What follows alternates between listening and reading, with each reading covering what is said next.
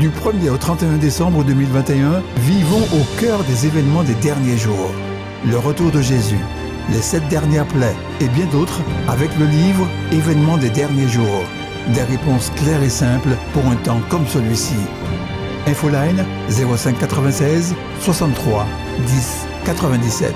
Boutique Vie et Santé.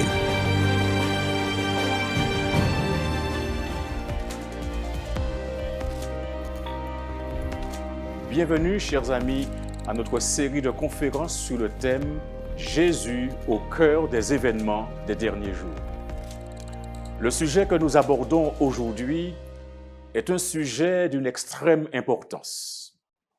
Le décompte final ou le sceau de Dieu et la marque de la bête. Mesdames et messieurs, devant Dieu, il n'existe que 2 classes d'individus. Chaque classe est marquée de façon distincte, soit du sceau du Dieu vivant, soit de la marque de la bête ou de son image.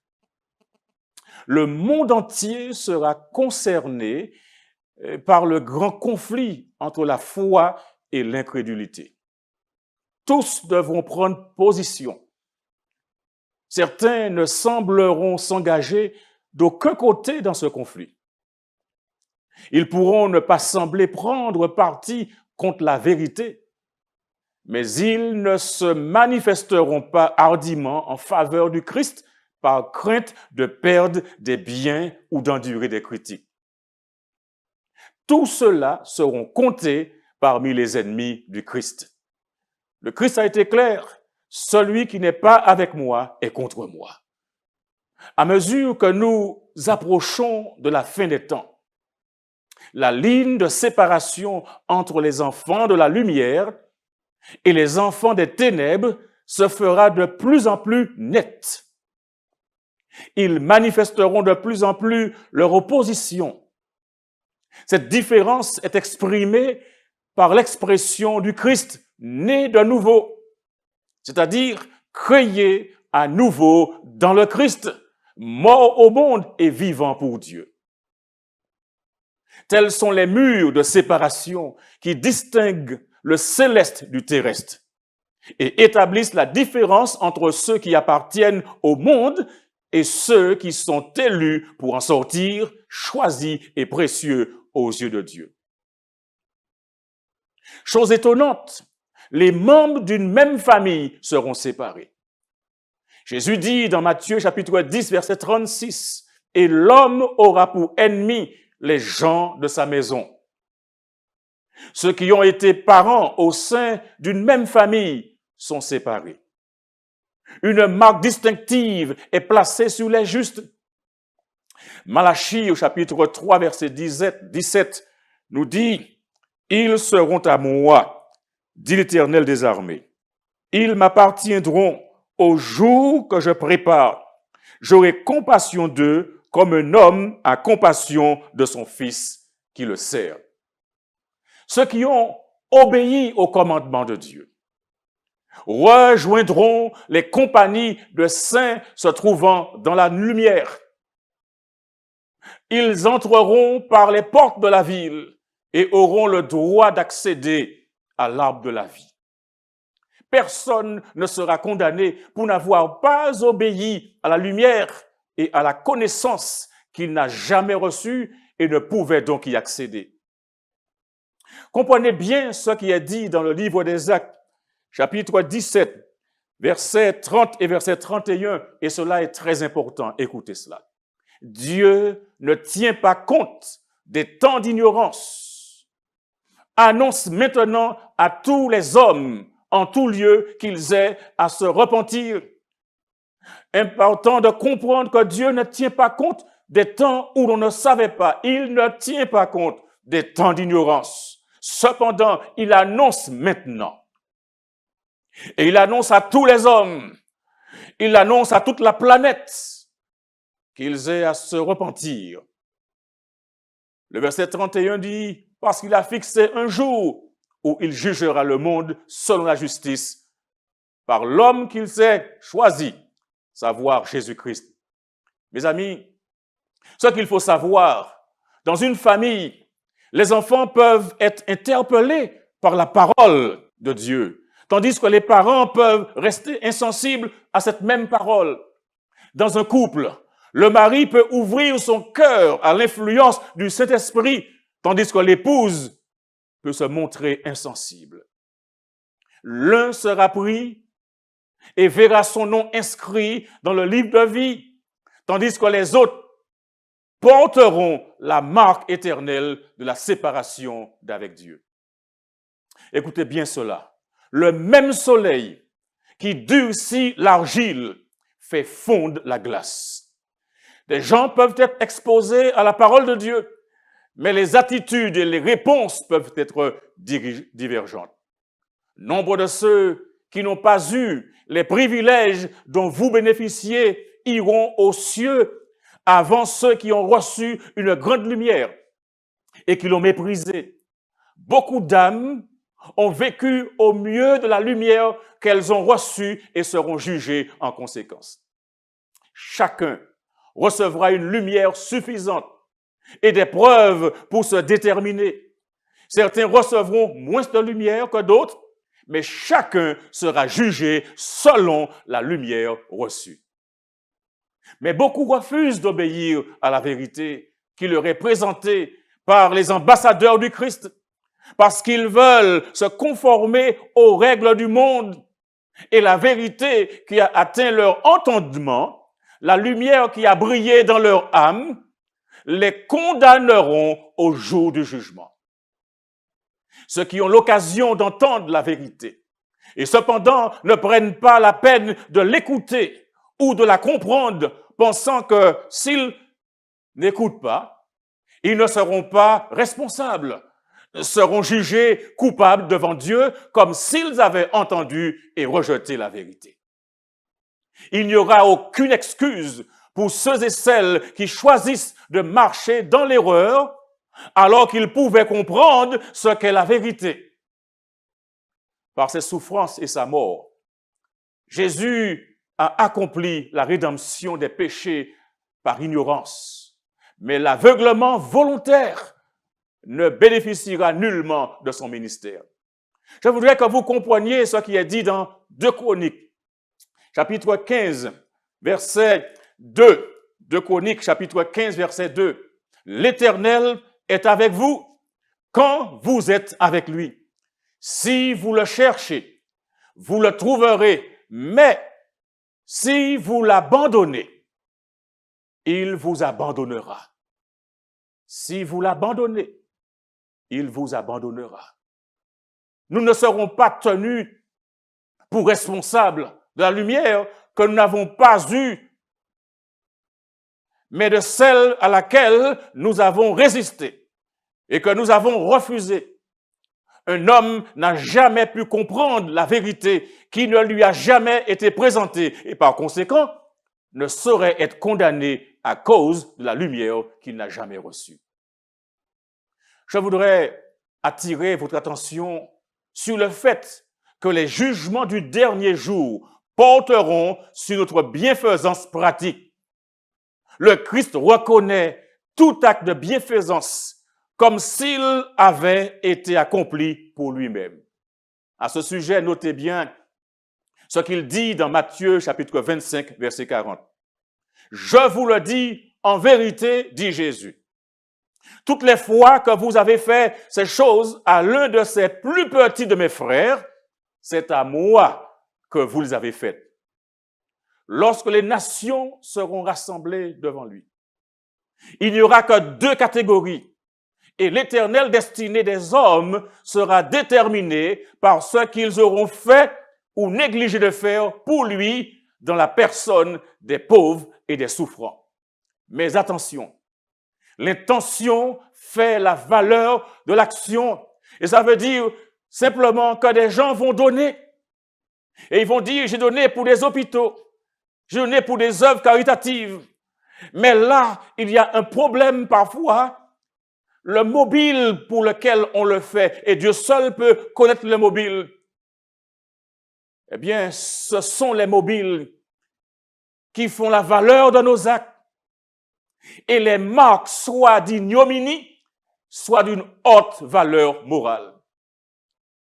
Je voudrais vous inviter maintenant à lire ce texte d'Apocalypse chapitre 7, verset 3. Ne faites point de mal à la terre, ni à la mer, ni aux arbres, jusqu'à ce que nous ayons marqué du sceau le front des serviteurs de notre Dieu. Ne faites point de mal à la terre, ni à la mer, ni aux arbres, jusqu'à ce que nous ayons marqué du sceau le front des serviteurs de Dieu. Il me semble, en lisant ce texte, que Dieu est engagé dans un processus de marquage de ses serviteurs.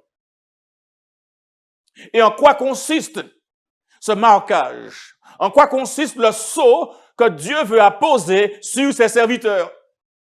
Chaque membre du peuple de Dieu sera marqué sur le front. Mais comprenez bien, mesdames et messieurs, il ne s'agit pas d'un sceau ou d'une marque visible, mais d'une pratique quotidienne de la vérité, à la fois sur le plan intellectuel et spirituel, de sorte qu'on ne peut plus s'en écarter. Aussitôt que le peuple de Dieu sera scellé et préparé pour le crible, alors il viendra. En fait, cette phase a déjà commencé. Écoutez-moi, dans le contexte du conflit millénaire entre le bien et le mal, Dieu a un sceau qui sépare ses enfants, tandis que Satan a une marque qui identifie ses adeptes et représente ses intérêts belliqueux à l'égard du Père céleste.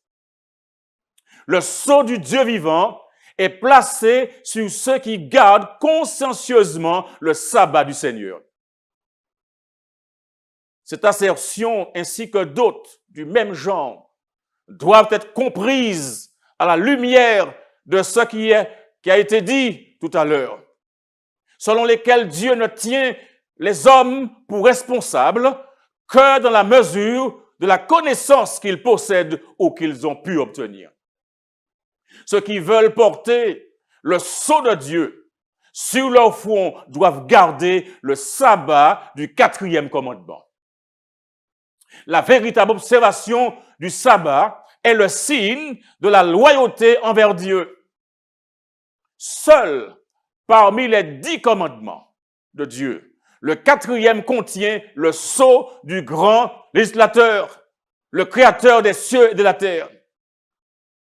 Et le respect du mémorial du Seigneur, le sabbat, institué en Éden, le sabbat du 7e jour, est le test de notre loyauté envers Dieu. Une marque est placée sur chaque membre du peuple de Dieu, de même qu'un signe était placé sur les portes des habitations des Hébreux, afin de préserver le peuple de la ruine générale. Dieu déclare, dans Ézéchiel chapitre 20, verset 12, Dieu déclare, mes amis, « Je leur donnai mes sabbats comme un signe entre moi et eux pour qu'ils connussent que je suis l'Éternel qui les sanctifie. » En outre, il faut avoir un caractère à la ressemblance de celui du Christ. Le sceau du Dieu vivant sera placé seulement sur ceux qui ressemblent au Christ par le caractère. Ceux qui reçoivent le sceau du Dieu vivant et sont protégés pendant le temps de trouble doivent refléter l'image de Jésus. Le sceau de Dieu ne sera jamais apposé sur le front d'un homme ou d'une femme impure. Le sceau de Dieu ne sera jamais apposé sur le front d'un homme ou d'une femme ambitieux ou mondain. Il ne sera jamais apposé sur le front d'un homme ou d'une femme trompeur ou faux.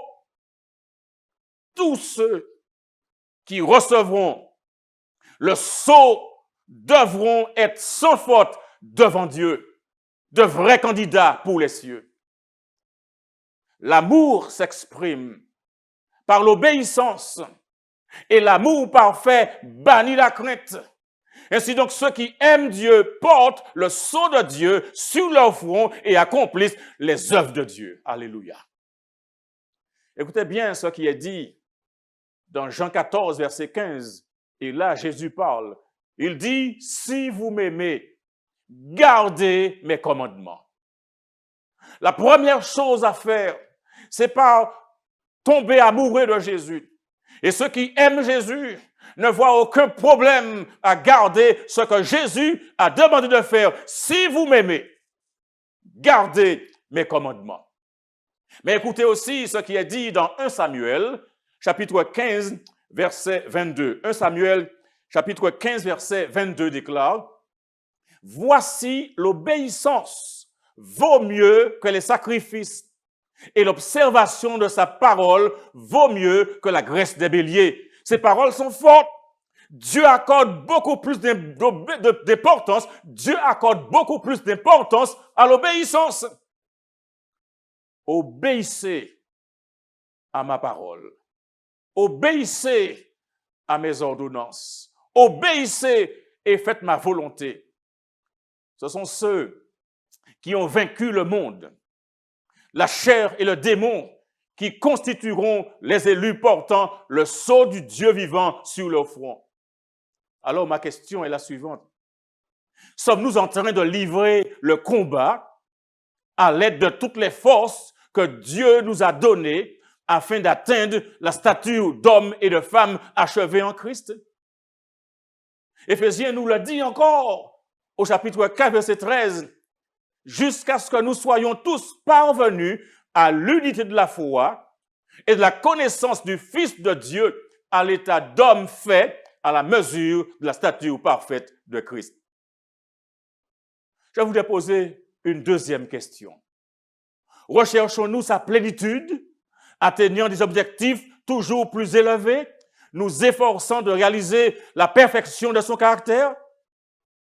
Impressionnant ce que Jésus dit dans Matthieu 5, verset 48. « Soyez donc parfaits, comme votre Père céleste est parfait. » Lorsque les serviteurs de Dieu s'élèveront à cette hauteur, ils seront scellés sur le front.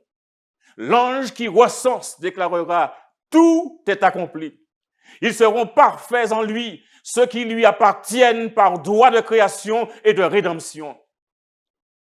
Satan use de tous les subterfuges pendant ce temps de scellement afin d'éloigner les esprits de la vérité présente et de les ébranler. Et c'est pourquoi je vous dis, mesdames et messieurs, passez du temps à lire, à étudier la parole de Dieu. Vous connaîtrez la vérité et la vérité vous affranchira. Chers amis, dans un peu de temps, tout enfant de Dieu sera scellé.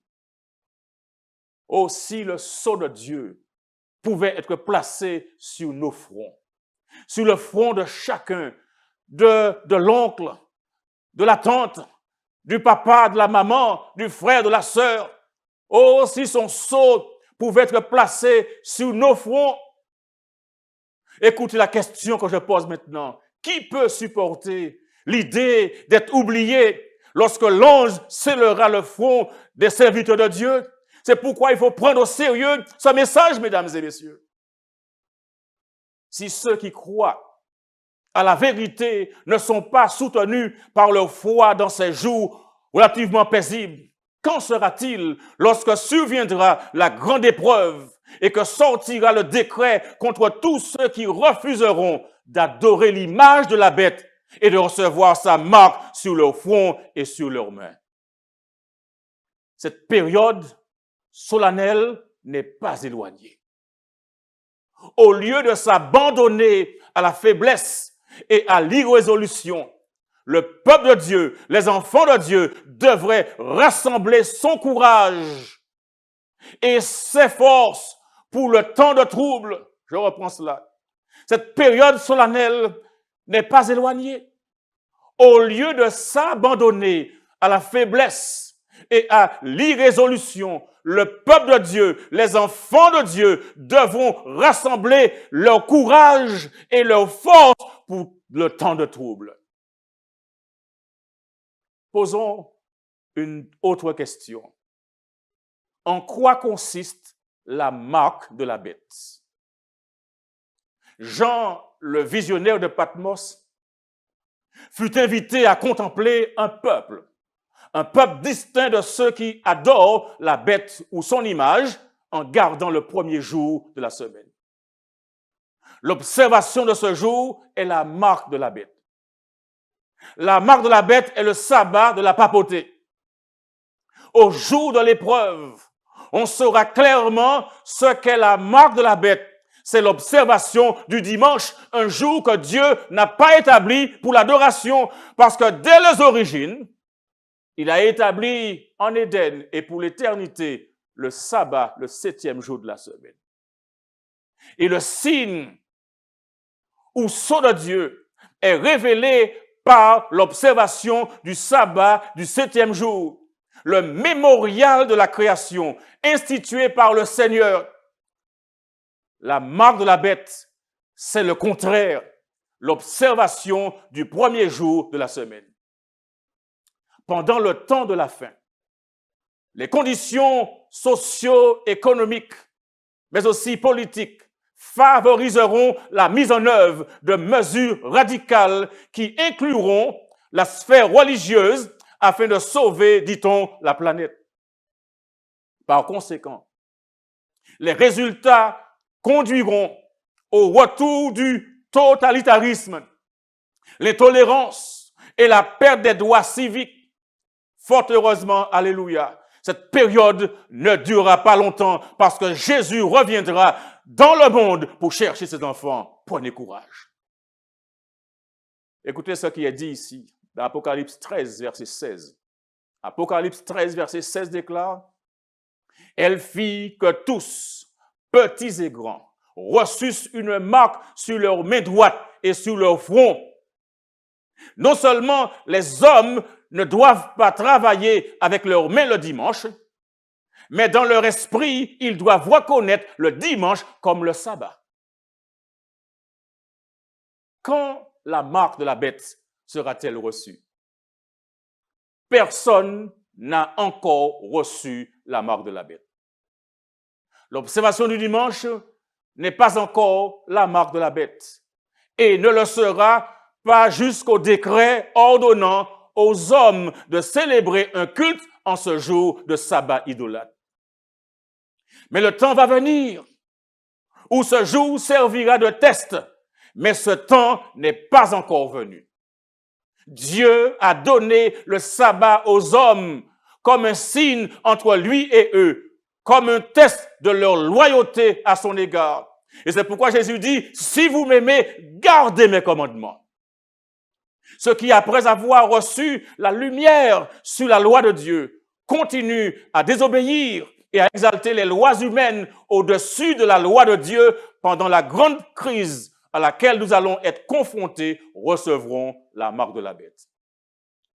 Le sabbat sera le grand test de fidélité, car c'est un point de doctrine spécialement controversé. Lorsque le test final surviendra sur les hommes, alors sera tracée la ligne de démarcation entre ceux qui servent Dieu et ceux qui ne le servent pas. Et ça, c'est extraordinaire. Et me pousse à lire ce texte de Malachie, chapitre 3, verset 17, où il est déclaré, parce qu'aujourd'hui, on ne voit pas la différence toujours, mais voilà ce que dit le prophète Malachie, au chapitre 3, verset 17.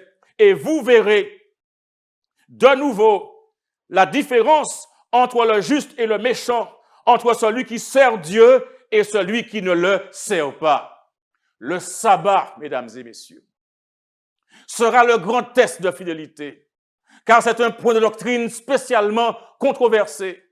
Lorsque le test final surviendra sur les hommes, alors sera tracée, je le prie, je le répète, la ligne de démarcation entre ceux qui servent Dieu et ceux qui ne le servent pas. Tandis que l'observation du faux sabbat, en accord avec la loi de l'État, contraire au 4e commandement, constituera un aveu de soumission au pouvoir qui s'oppose à celui de Dieu. L'observation du vrai sabbat, en obéissance à la loi de Dieu, est une preuve de fidélité envers le Créateur.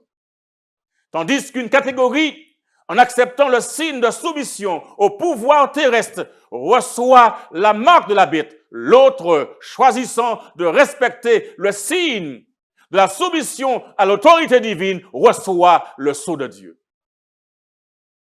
Le dimanche imposé, l'observation du jour du repos constitue un test. Nul ne sera condamné, mesdames et messieurs, tant qu'il n'aura pas reçu la lumière et n'aura pas compris la validité du 4e commandement. Mais, lorsque le décret rendant obligatoire la contrefaçon du sabbat sera promulgué et que le grand cri du 3e ange, et prenez le temps de lire Apocalypse chapitre 14, les versets 8 à 11. Lorsque le grand cri du 3e ange avertira les hommes contre le culte de la bête et de son image, la ligne de séparation entre le faux et le vrai sera rendue évidente. Et ceux qui persisteront alors dans la transgression recevront la marque de la bête. Lorsque l'observation du dimanche sera rendue obligatoire par la loi et que le monde aura reçu la lumière concernant la validité du vrai sabbat, alors quiconque transgressera le commandement de Dieu pour obéir à un précepte qui n'a d'autre autorité que celle de Rome honorera ainsi la papauté plus que Dieu. Il rendra hommage à Rome et au pouvoir qui imposera l'institution et ordonnée par Rome. Et il adorera alors la bête et son image. Lorsque les hommes rejetteront l'institution que Dieu a déclarée être le signe de son autorité et honoreront à sa place celui que Rome a choisi comme la marque de sa souveraineté, par cela même, ils accepteront le signe de la soumission à Rome, la marque de la bête. Et ce n'est pas avant que ce sujet ne soit pleinement exposé devant les hommes et qu'il n'ait été placé devant le choix entre le commandement de Dieu et le commandement des hommes, que ceux qui continuent dans la transgression recevront la marque de la bête. Le sceau de Dieu et la marque de la bête, à vous de choisir. Amis, à la fin des temps, il y aura seulement deux positions. Deux positions que les êtres humains pourront assumer. La différence entre les deux groupes sera très claire. Le choix sera individuel. Il n'y aura pas d'autre opportunité. Le sceau de Dieu ou la marque de la bête, à vous de choisir. Mais je voudrais vous donner un conseil. Choisissez le sceau de Dieu. Choisissez d'obéir à Dieu. Il prendra soin de vous. Il vous protégera et il vous donnera la victoire comme il a toujours fait. Je vous dis bon courage et tenez bon.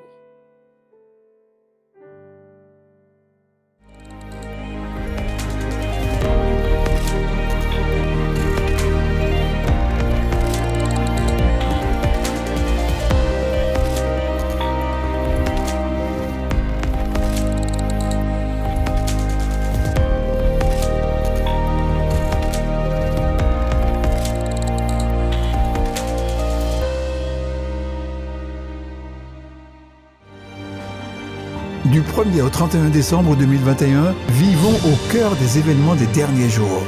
Le retour de Jésus, les 7 dernières plaies et bien d'autres avec le livre « Événements des derniers jours ». Des réponses claires et simples pour un temps comme celui-ci. Infoline 05 96 63 10 97. Boutique Vie et Santé. Le département des publications de la Fédération de la Martinique vous présente Jésus, au cœur des événements des derniers jours. Avec le conférencier Daniel Lassonnier sur Zouk TV et Espérance Média, Jésus, au cœur des événements des derniers jours, du 6 au 19 décembre 2021, à partir de 18h, le samedi et le dimanche, 19h30.